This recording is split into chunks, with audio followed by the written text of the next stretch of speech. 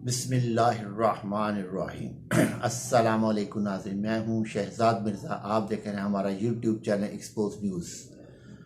नाज़रीन, गुज़िश्ता रोज़ मैंने एक वीलॉग बनाया था जिसमें मैंने कहा था कि पीडीएम जो है, ख़ास तौर पे मुस्लिम लीग नून जो है, वो इस्तीफ़े दे दे, बाइकआउट कर दे इंतखाबात का, तो इनकी साख कुछ बच जाएगी। इससे पहले एक मैंने व्लॉग बनाया था, उसमें मैंने खदशा ज़ाहिर किया था कि इंतखाबात से या तो ये मुलतवी कराने की कोशिश करेंगे, मुलतवी नहीं तो ये बाइकआउट करेंगे। तो नाज़रीन, उसकी बाज़गश्त जो है इस वक्त ऐवानों में भी सुनाई दे रही है, सोशल मीडिया पे भी आ गई इनकी बातें कि इंतखाबात से ये भाग रहे हैं, भाग नहीं रहे बल्कि बाइकआउट करने की कोशिश भी कर रहे हैं। तो नाज़रीन, वो बात मेरी आज 100% बेहतर हुई है, खबर दुरुस्त हुई मेरी। और कल जो मैंने व्लॉग बनाया था बाइकआउट का कि बाइकआउट करेंगे, तो वो यकीनन बाज़गश्त हो रही है। तो कुछ ना, बाज़गश्त उस वक्त होती है कुछ जब कुछ होता है। नाज़रीन, उसकी सबसे जो बड़ी दलील जो है वो वसीम बदामी के प्रोग्राम में निहाल हाशमी साहब बैठे हुए थे।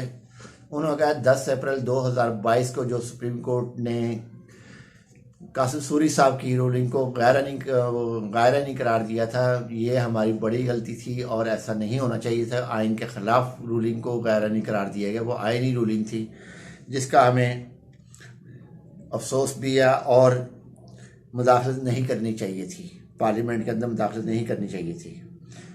तो इस प्रोग्राम में अली मोहम्मद खान साहब भी मौजूद थे, जो लास्ट में सबसे आखिर में जिन्होंने तकरीर की थी। तो उन्होंने कहा था एक दफ़ा फिर मेरा कप्तान जो है अवाम की अक्सरियत के साथ फिर आकर बैठेगा।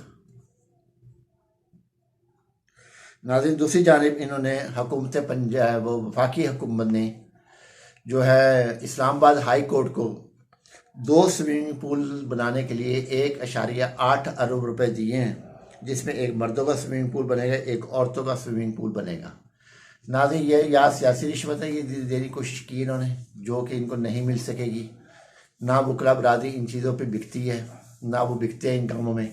जो ये गैर आइनी गैर कानूनी हथकंडे इस्तेमाल करते हैं कि चले पैसा दे के ख़रीद ले, वो वक्त गया जब जज ख़रीदते थे पैसे दे के। अब वो वक्त नहीं रहा, ना वकला ख़रीदे जाएंगे ना जज ख़रीदे जाएंगे। अब इनको पीडीएम को होश आनी चाहिए कि अब ऐसा कोई मामला नहीं होना। नाज़रीन, पीडीएम जो है अदलिया से टकराव का मुकम्मल प्रोग्राम बना चुकी है, मगर वो प्रोग्राम भी इनका मनसूख हो गया, कुछ भी नहीं मिला इनमें से। इलेक्शन कमीशन का शेड्यूल जारी हो चुका है।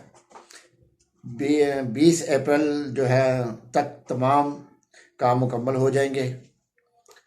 और काजी फायज ईसा साहब का जो है वो भी एक सिलसिला है कि इन्होंने चीफ जस्टिस ऑफ पाकिस्तान को क्रॉस करते हुए इन्होंने जो लेटर लिखे, कोड अदलिया का कोड ऑफ कंडक्ट की खिलाफ वर्जी की है।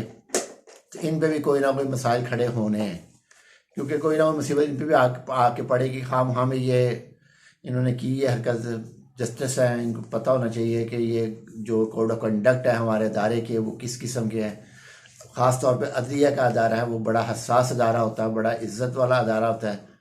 लोग जो हैं निगाहें इस वक्त सुप्रीम कोर्ट पर ही हैं। सुप्रीम कोर्ट में ऐसी इन्होंने हरकत की है जिसकी वजह से इनका अपना म्यार गिरा, सुप्रीम कोर्ट का म्यार नहीं गिरा, इन्होंने अपने ही म्यार को गिरा दिया नीचे।